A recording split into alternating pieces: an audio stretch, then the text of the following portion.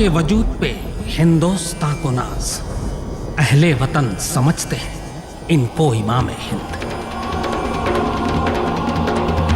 बिस्मिल्लाहिर्रहमानिर्रहीम। आपस में हम लोग कभी नहीं लड़े। अब ये बाबरी मस्जिद हो या जन्मभूमि, ये सब राजनीति का अखाड़ा है। चाहे बिना कटियार हो या सो सिंगल हो, जनता जो इनको देखती जानती धार्मिक है, ये धार्मिक नहीं है, ये धर्मी लोग हैं। किसी धर्मों का कोई ऐसा लड़ाई का विषय नहीं है। हिंदू मुस्लिम क्या, बौद्ध क्या, सिख क्या, सरदार क्या, सब लोग यहाँ पर मिलजुल के रहते हैं। यहाँ जो भी झगड़ा फसाद हुआ है बाहरी लोग आए हैं, उन्हीं लोगों की वजह से हुआ है। हम लोगों के अंदर कोई भेदभाव नहीं है। चला ही धर्म निरपेक्ष की नीति। खून का रंग एक है, खून की मोहब्बत है। सर्वधर्म समभाव का प्रतीक रहा है अयोध्या। आज हम अयोध्या के हिंदुओं पर फख्र करते हैं।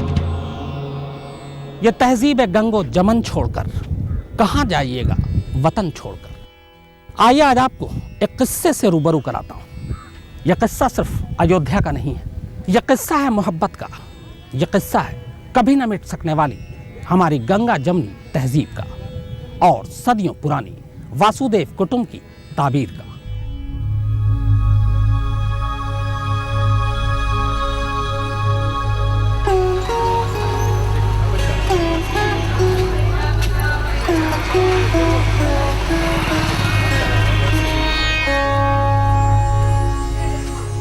हाँ, ये सच है कि पिछले 22 वर्षों में इस ताबीर को पलटने की कोशिश की गई। हमारी विरासत के दामन पर खून के धब्बे जरूर लगे, लेकिन पंडित ब्रिज नारायण चकबस्त और डॉक्टर इकबाल जैसों ने वतन परस्ती की जो फसल तैयार की, उसे मिटा पाना इतना आसान कब था।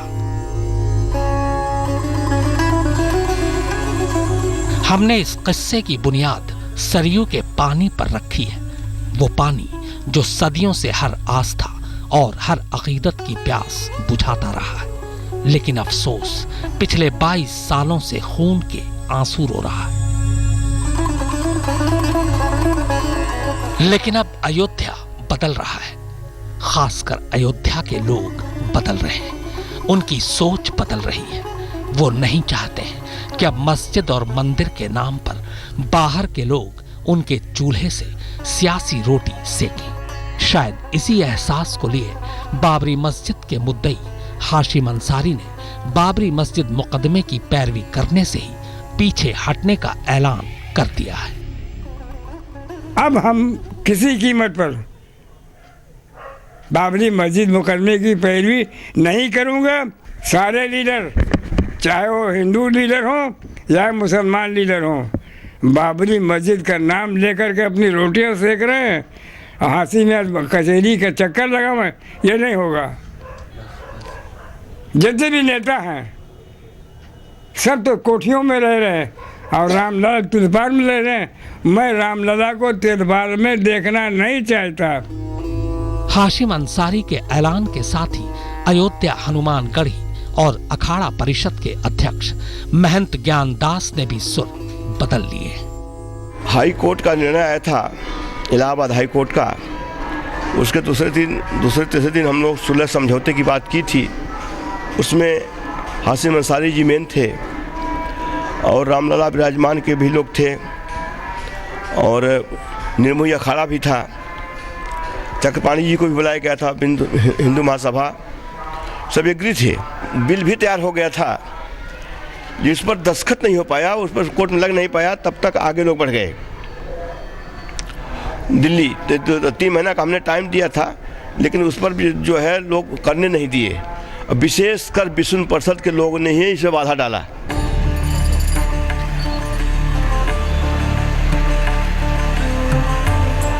अयोध्या यानी वो जिसे जीता न जा सके। 2 दशक बीत गए इस विवाद को। इन 2 दशकों में करीब 2 पीढ़ियां बचपन की दहलीज छोड़कर जवान हो चुकी हैं। आज ये नौजवान अयोध्या को हिंदू मुस्लिम झगड़े की वजह मान बैठे। लेकिन क्या अयोध्या को हमारी आने वाली पीढ़ी इसी तरह देखेगी? ये एक बड़ा सवाल है जिसका जवाब वक्त रहते ही ढूंढना होगा। अयोध्या को उसका असली चेहरा सौंपना होगा, जिसे सियासी दुकानदारों ने हर तरह से छुपाने की कोशिश की। सोच में पूरी तरह से एक बदलाव आ चुका है। जो एक रूढ़िवादी सोच पहले हुआ करती थी कि नहीं हमें मंदिर बनाना, या लोग कहते थे हमको ये ज़मीन चाहिए, अब तो लोगों का ये मानना है, लोग बिल्कुल पूरी तरह से उब चुके हैं और लोग चाहते हैं कि बस इस मुद्दे से आप इस सिटी को हटाइए किसी भी तरह से। जो लड़ाई झगड़ा का मुद्दा है या हिंदू मुस्लिम का, ये नहीं होना चाहिए। लोगों को चाहिए कि हम आपस में मिलजुल के रहें, सद्भाव बना के रहें, एकजुट होके रहें, जिससे हमारा समाज आगे ही बढ़ेगा।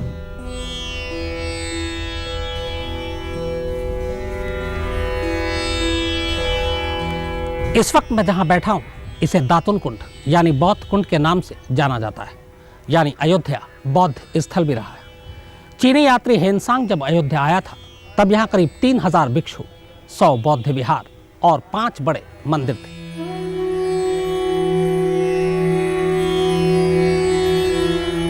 जैनियों का मानना है कि उनके 5 तीर्थंकरों का जन्म यहीं हुआ और फिर सरयू के किनारे इस गुरुद्वारे को कैसे अनदेखा किया जा सकता है, जिसे ब्रह्मकुंड साहिब कहते हैं। यह वो जमीन है जहां गुरु नानक, गुरु तेग बहादुर और गुरु गोविंद सिंह के कदम पड़े और मुस्लिम समुदाय के लिए हजरत शीश की दरगाह है, जो हजरत आदम के बेटे थे। यानी मुस्लिम मत के लिहाज से आदम और हव्वा से जो पहला बेटा हुआ, वो भी सरयू के दामन में सो रहा है। जैन धर्म के अनुसार तो शाश्वत नगरी मानी गई है। जो शाश्वत नगरी में तो कभी इसका नष्ट नहीं होता है। हमारे जितने भी तीर्थंकर होते हैं वो नियम से 24 के 24 तीर्थंकर अयोध्या नगरी में ही उत्पन्न होते हैं। जो रोड हमारा गुरुद्वारा रोड देख रहे हैं, इस रोड के ऊपर मंदिर भी है, मस्जिद भी है और गुरुद्वारा भी है। मुसलमान लोग नमाज अदा कर रहे हैं, सिख लोग गुरु ग्रंथ साहिब का पाठ कर रहे हैं और हिंदू लोग अपने मंदिर में पूजा अर्चना कर रहे हैं। जब माँ मिलाई गई थी तो आप पैदा हुए थे दुनिया में सबसे पहले। बीवी आपके अंदर में, उनका नाम बीबी हूर है, समझा। तो 1492 में मोहम्मद लोदी आया था तो इसने बाउंड्री किया था। मिट्टी की मदारें थी, कई हिस्सों में बटी थी, उसने 7 गज की बनाया है और बाकी सब छोड़ दिया ऐसे ही।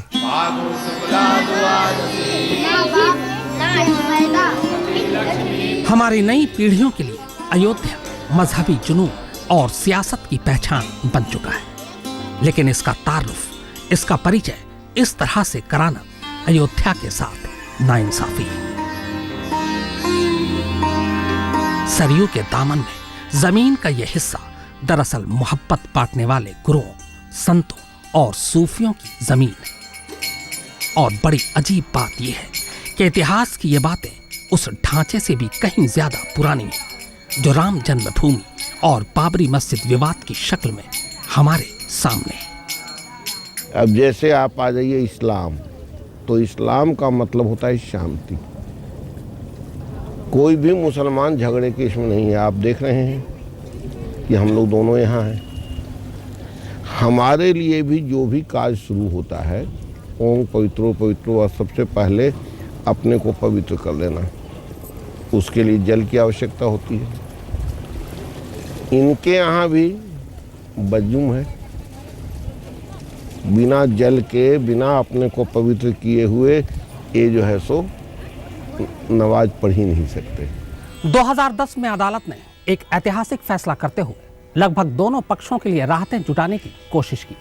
आज 2 साल बाद इस फैसले पर आम लोगों का नजरिया क्या है, ये जाने बगैर अयोध्या की सही तस्वीर बनाना मुश्किल है। जो हाई कोर्ट का फैसला हुआ है, 2 हिस्सा इनको मिला, 1 हिस्सा हमको मिला। हमारा मानना है जो हाई कोर्ट ने हमको दिया है वो हम ले लें, जो इनको मिला है ये ले लें। ये मंदिर बनाए अपना, हम उसे सटा के मस्जिद नहीं बनाएंगे ताकि फिर झगड़ा हो भविष्य में। केवल ये जो बाहरी जो पेशेवर लोग हैं, वो पेशेवर लोगों का तभी फायदा है जब एक कौम आपस में लड़े। लेकिन अयोध्या में देख लीजिए कि हम लोग प्रत्येक दूसरे रविवार को राम जन्मभूमि पर एकत्रित होते हैं, जिसमें बाबरी मस्जिद के बादी हाजी साहब, कासिम साहब, कोर्ट से हम भी ऑथराइज हैं, हाई कोर्ट से। हम लोग एक ही साथ वहाँ बैठ के ईटिंग, मीटिंग, सीटिंग सब करते हैं।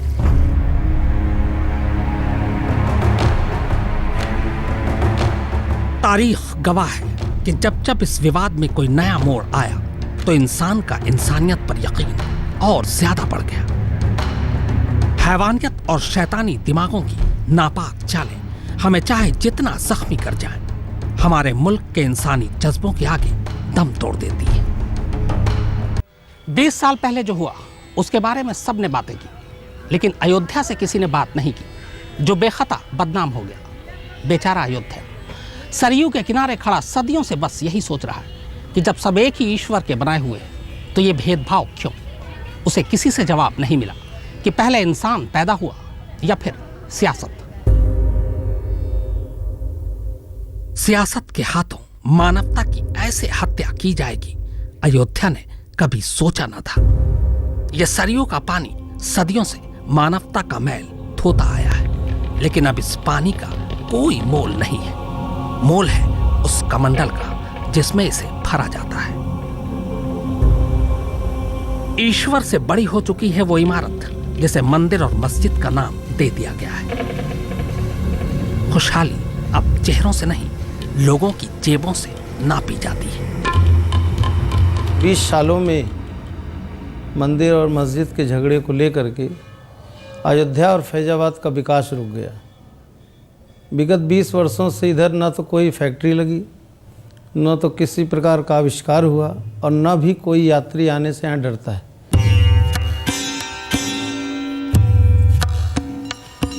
अयोध्या को तो शुरू से ही युद्ध से नफरत है, तभी तो उसका नाम अयोध्या है। सदियों से हुकूमत के लिए इंसानियत को कुचलने वाले अयोध्या की जमीन अपवित्र करते रहे, उसकी तटों को और पानी को लाल करते रहे, लेकिन कभी कामयाब नहीं हुए। 1992 में अयोध्या ने क्या कुछ नहीं देखा, लेकिन नफरत की आग फैलाने वाले मोहब्बत का बाल भी बांका नहीं कर पाए।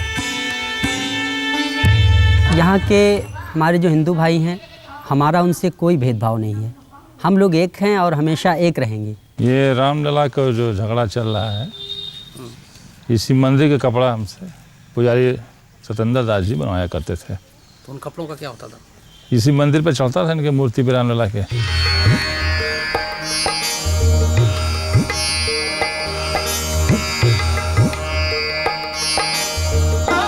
यह शहर सदियों से अपनी जमीन पर बसने वालों की परवरिश करता आया है और आगे भी करता रहेगा। इसके लिए हर इंसान परमात्मा का ही एक हिस्सा है। हालांकि एक परम धर्म से निकले हुए अलग अलग धर्मों के बीच जंगों का यह सिलसिला कोई नई बात नहीं है। और 20 साल बाद आज भी सियासत का चश्मा लगाए कुछ लोग फिर इसी कोशिश में हो सकते हैं कि लोग आपस में लड़ जाएं, लेकिन अयोध्या का नाम लेकर नफरत फैलाने वाले कभी कामयाब नहीं हो पाएंगे। चल ही स्वधर्म निरत श्रुत नीति। आगे क्या करो? बैर न कर का हुसन कोई आपस में बैर मत करो। राम प्रताप विषमता खोई। भगवान राम के प्रताप से आपस में विषमता, हम हिंदू हैं, हम मुसलमान हैं, हम ऊंच हैं, हम नीच हैं, इसको मिटा दो। आज तक कोई ऐसा उदाहरण नहीं मिला है। अगर आप इतिहास उठा के भी देखें कि अयोध्या में कोई भी आपस में किसी तरह का वैमनस्य हुआ हो, ऐसा तो कभी आया नहीं। आप कहीं से भी पता कर सकते हैं, आज तक तो कुछ नहीं हुआ। सारे धर्म, हर कास्ट क्रीड के लोग सब इतना भाईचारे के साथ रहते हैं कि जिसकी कोई तुलना कहीं से नहीं की जा सकती। पिछले 20 सालों में इस विवाद के नाम पर या इसकी वजह से जो दंगे हुए, उसमें लगभग 6000 लोग मारे गए, 400 धर्म स्थान तोड़े गए और एक अंदाजे के मुताबिक करीब 15,000 करोड़ रुपए के कारोबार का नुकसान हुआ। इस देश के आवाम हिंदू और मुसलमानों दोनों से बेहतर नतीजे की उम्मीद रखती है। जब माहौल विवाद का हो तो सवाल राम जन्मभूमि और बाबरी मस्जिद का नहीं होना चाहिए, और न ही सवाल होना चाहिए हिंदू मुस्लिम आस्थाओं का, बल्कि सवाल होना चाहिए इन दोनों धर्मों से जुड़े लोगों के जज्बातों का।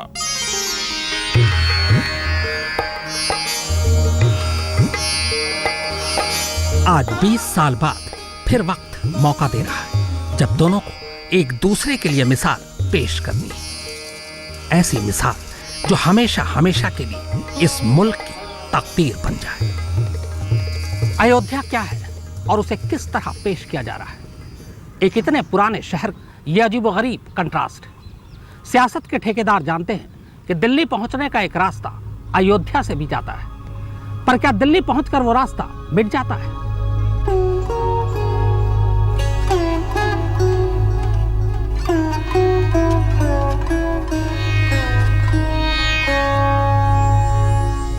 आखिर दिल्ली से यहां कोई रास्ता क्यों नहीं आता जिस पर चलकर इंसानियत यहां पहुंचे, अमन और चैन की फिजाएं यहां आए, भाईचारे और मोहब्बत के पैगाम यहां लाए, ताकि अयोध्या को उसका वो गौरव मिले जो उसका है। सैकड़ों साल की सभ्यता में महज 20 साल का तूफान कोई मायने नहीं रखता।